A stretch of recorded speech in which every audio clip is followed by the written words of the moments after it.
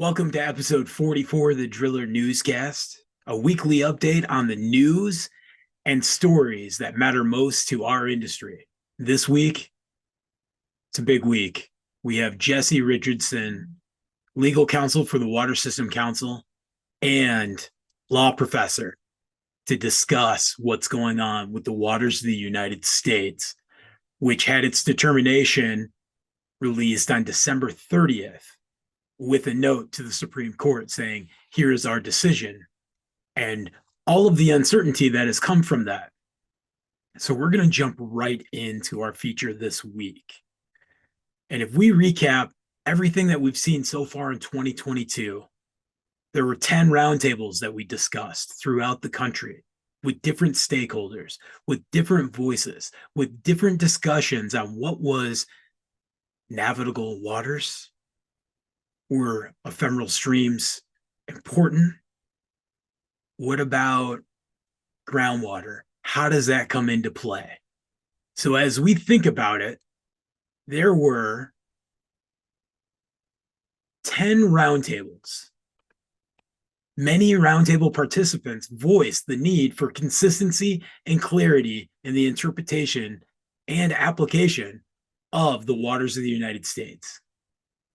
This theme was raised at every roundtable, and you can go back and watch these on YouTube and listen to the agricultural interests from Arizona and California and North Carolina. Then think about the two Western roundtables organized by the California Farm Bureau and the Wyoming County Commissioners Association with Montana and Idaho. All discussions we've had about cattle and livestock and the consumption of water and grain, they all asked for clarity in regarding the implementation of exemptions and exclusions from the scopes of the waters of the United States. One focus of discussion was completely on how do we have consistency throughout the country?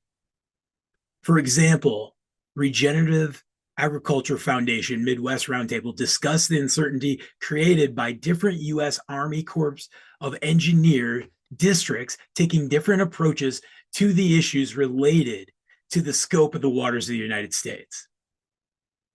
This is continuing. We can see right now that the state of Michigan, with their wetland and groundwater regulation, is not going to have much of a federal EPA influence. And we can see this at the water quality for our navigable waters, where they're used most. Colorado River, the Western United States, have much stricter water quality standards than those in some other places in the United States. And this is very important for us because these are the voices. This is why we had the roundtables and the discussions from, is this going to prevent new home builds, which we see with the SACIT versus the EPA, which is basically the underlying tone we have right now with the waters of the United States. And that is the question we're going to ask Jesse today as we have that discussion. A statement from the EPA. We have put forward a rule that is clear, it's durable, and it balances that protecting of our water resources with the needs of all water users, whether it's farmers, ranchers, industry, watershed organizations. This was from EPA Assistant Administrator for Water, Radhika Fox.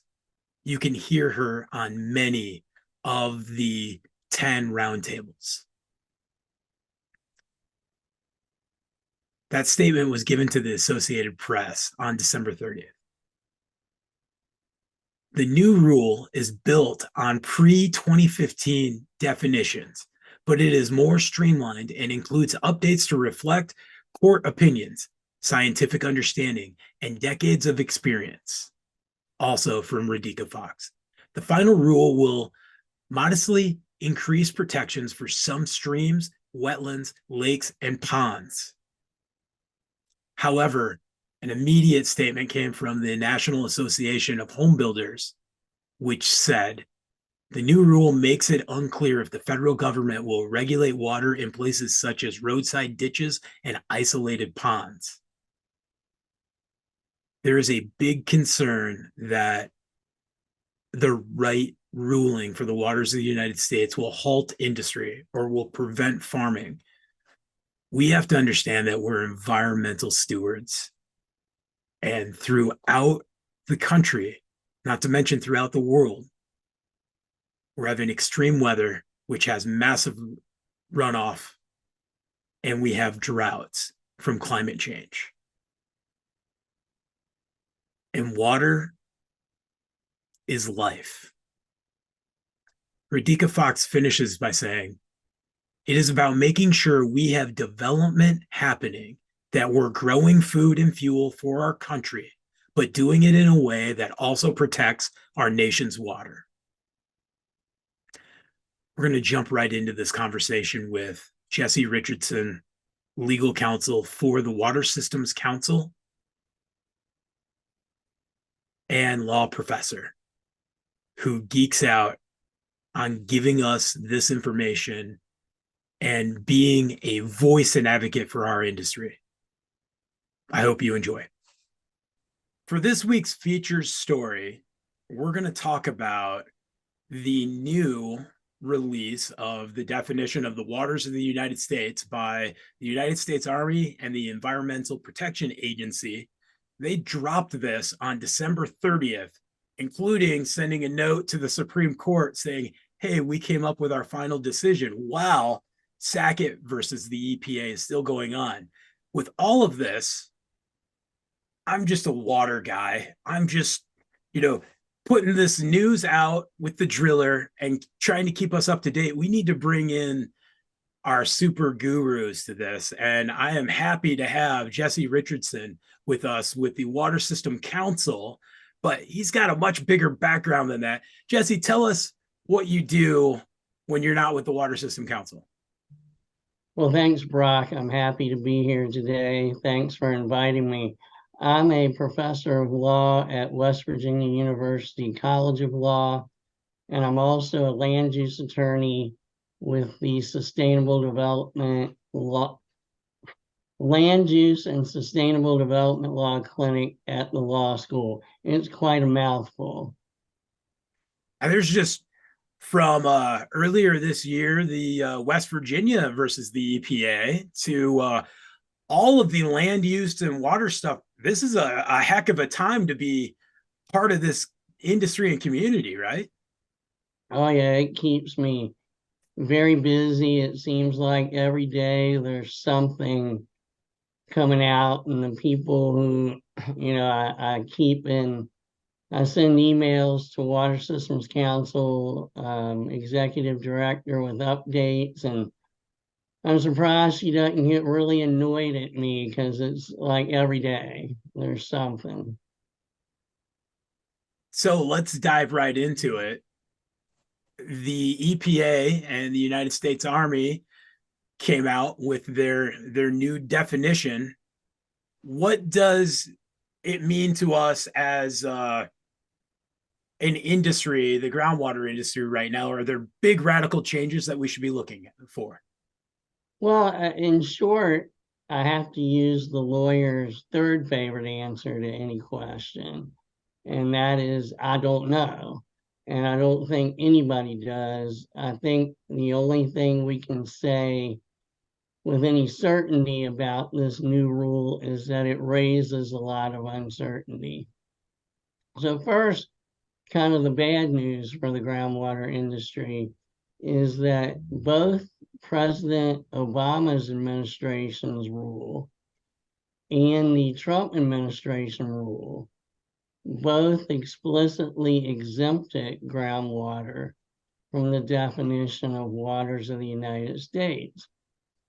The first thing that I noticed as a groundwater industry person and looking at the new rule is groundwater is not exempted. So then I started reading through As you said, this was released on December 30th. What interesting timing there. And so a wonderful way to ring in the new year and celebrate New Year's Eve was to read the 514-page explanatory notes to the rule. And in reading through that, the Biden administration explained that groundwater was not explicitly exempted because groundwater is not surface water and therefore can't be waters of the United States. And the EPA has never considered groundwater as waters of the United States. Now that sounds like good news, but it's not in the rule. And right after they gave us that explanation, or as they gave us that explanation, they cited the Maui County case. And so the Maui County case keeps popping up here. And the Maui County case in and of itself raises a lot of uncertainty. So, and to, to refresh your listeners' memory on Maui County, that's the case that looked at whether when contaminants are deposited and they make their way to groundwater, and the groundwater carries the contaminants to navigable waters, is that a discharge of contaminant that requires a permit under the Clean Water Act? And the court said it depends.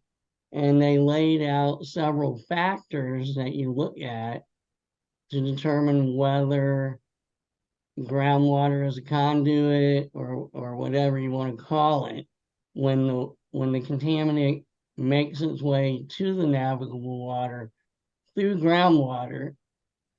They laid out several factors that you look at to determine when you need a permit. And the result of that has been a lot of uncertainty and a lot of confusion. So we really don't know. And then finally, another factor here is that in the rule, in the Biden administration, it appears that the Biden administration tried to split the difference between the Obama rule and the Trump rule, and tried to bring us back to the way that the law was right after Rapanos. And remember that the law was so confusing after Rapanos that two administrations have tried to clarify things. So what the Biden administration did was to say that if either the test that Justice Scalia laid out in his plurality opinion, which was that there was a continuous surface connection, it is waters of the United States, or if Justice Kennedy's concurring test, significant nexus, applied, in either case, it's waters of the United States. And the concern is that the significant nexus test is fairly subjective.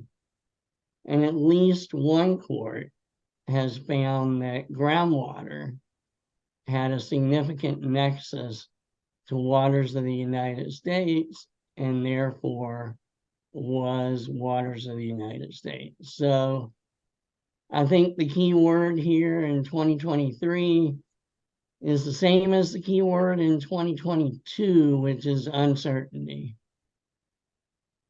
So with that uncertainty, we don't have a decision by the Supreme Court, the Sacketts versus the EPA. And we saw, middle of last year that the Supreme Court sided with, the state of West Virginia versus the EPA on a discussion of overreaching. If the Supreme Court came back and sides with Sackett's. What does that say for everything we just read and discussed for waters of the United States? Yeah, if the United States Supreme Court rules in favor of the Sackett's, and even if they rule in favor of the EPA, it could possibly throw out the Biden administration rule totally. So not only was December 30th interesting timing, but to release the rule weeks or months before the United States Supreme Court is going to come out with a very major decision is kind of odd. Because like you said, the decision in Sackett could basically send the Biden administration back to the drawing board to start all over. And we spent 2022 going through stakeholder roundtables throughout the country and different associations, and we're seeing statements released from Farm Bureau or from the Home Builders Association or Cattle Farmers Association and whatnot, saying this, we need consistent, clear rulemaking here. And if the top court in the country hasn't made a rule, how can we do this? It is confusing. Yeah, and I just read the American Farm Bureau's statement on this, and they made a pretty good point, was that even different offices of the EPA don't come to the same conclusion on what this means. And so they said, if the government doesn't understand the rule, how are landowners supposed to understand the rule? And I think as an attorney, I have the same issue. It's very frustrating to me because this is at least the third time around on this, and we still don't have any clarity. And it's very frustrating. This all comes from, we obviously have a dead zone in the Gulf of Mexico from the Mississippi, from nitrates and other, metals and whatnot that are from runoff that are hitting navigable waters and impacting it. We can see it from the rivers in the East Coast that get graded, and I just saw, I can't think of the river now, but how it got the lowest rating possible. And, we talk a lot about groundwater and privatized wells, but we have a lot of reservoir and we have lots of people that are drinking from these navigable waters. And so what is the goal of waters of the United States? Is to protect the water and protect our ability to use it for commerce, for agriculture, for drinking, for recreation, is it not? Yes, and I think there are several different tensions here, and you've kind of alluded to it. I think one tension is the fact that the United States government has limited authority. So one of the reasons that we're fighting over all of this is the Commerce Clause. If Congress wants to regulate this, they've got to base this on the Commerce Clause. And that's why we keep going back to navigable waters. States, on the other hand, they're not handcuffed by the Commerce Clause. And states can regulate waters, period, whether they're navigable or not. So states can have very broad regulations. So I've often wondered, why don't we quit fighting over waters of the United States? And if the federal government wants clean water, and I think we all do, why don't they give incentives for the states to do that? So that's one tension, is should it be the states or should it be the federal government? The other tension, which is really something that is important to the groundwater industry, is under the Clean Water Act, pretty clearly, jurisdiction over surface water is given to the federal government, groundwater states. And the explanatory material quoted from the Maui County case, where the court said, yeah, it's the states that regulate groundwater. But then on the other hand, the Maui County decision has opened up this huge loophole where the federal government can end up regulating a lot of groundwater. And I think environmental groups and others have tried to figure out, you know, how can we get more comprehensive regulation of groundwater. But on the flip side of that, then we might have duplicative regulation with the states regulating it and the federal government. I think for the domestic water well industry, the big concern would be the cost of those multiple layers of regulation and the time, the delays. And so it could mean that private homeowner, single family, would wait a long time for the water well, and it might be very expensive. And you and I both know, Brock, that water well contractors and everybody in this industry, groundwater is the lifeblood of the industry. And so we want to keep it clean. But at least there's some sentiment that the best place to do that is at the state level. And we see the cost of a water well in California right now and the impact studies that have to be done and, you know, the groundwater management districts that get involved. So we see the extra layers there. We can see right now the report with the Ogallala that we need to reduce by 30 to 40% of the withdrawal if we want to sustain that aquifer. So we are seeing the cost of the science and the impact, regardless if it's federal overreaching or if it's from a state. You know, we don't have a finite amount. Yeah, California has always been in the forefront, and there have been several recent developments in California that have increased the time it takes to get a permit and to put a well in, and the cost of putting that domestic well in. So California may well be a preview of what we're going to see across the country. And then, like you said, on the flip side, in a lot of places, it's not an exaggeration to say we are running out of water. And we have to find ways to conserve that water.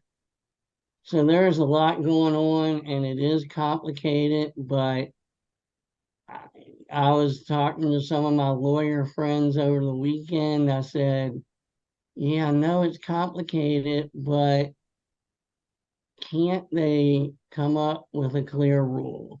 They've tried at least 3 times. I think a lot of it is that we have our various ideological corners, and they can't see past their ideology. But I really wish we could sit down and say, okay, let's put that aside and come up with a logical, reasonable rule. Unfortunately, I don't think this is it. I agree. Like there's a lot of stakes, and growing up and being in the FFA and growing up on a farm and whatnot, I learned about Farm Bureau and the livestock, you know, associations and whatnot, and the home builders associations and who they have advocating for us. And I know what I'm going into is groundwater council, water system council, and the National Groundwater Association are all about to head to DC to have our voices heard, you know, and that's a big piece to this is we got to let our stakes be known as well. Like you said, the lifeblood, but it's comes back to who's got the pocketbook with the biggest voice? Yeah, and another important point here is that Congress could solve all of this theoretically by passing a law that more clearly defines this. But we see that Congress has difficulty agreeing on anything. And so now, of course, if Congress passed the law, there would be lawsuits. But really, there are a couple of Supreme Court decisions that have basically said, it's in your hands, Congress, you decide. And so they could come out and resolve this. I don't see that happening, unfortunately.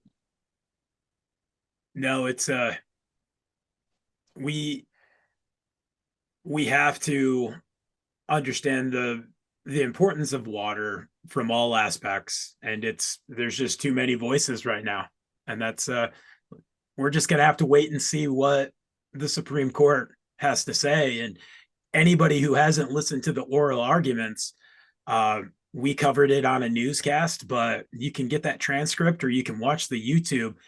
And many of the justices asked about groundwater and what makes groundwater and what is a significant nexus. And they had some very fantastic questions to ask.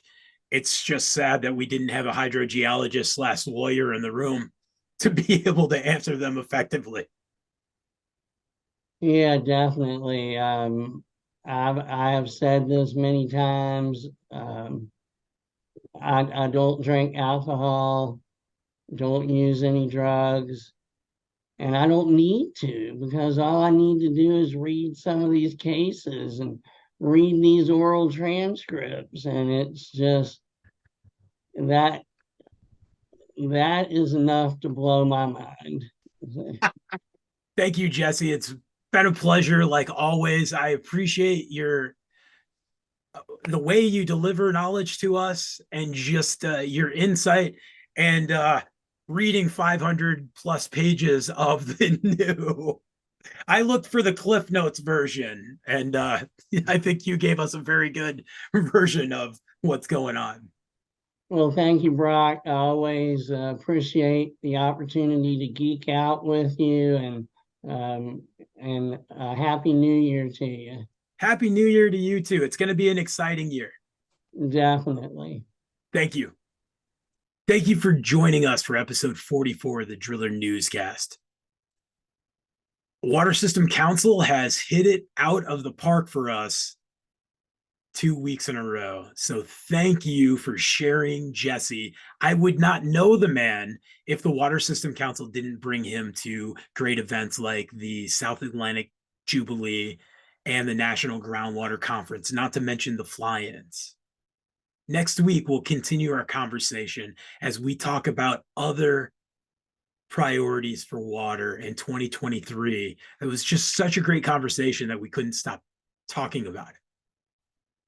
Have a safe and productive January.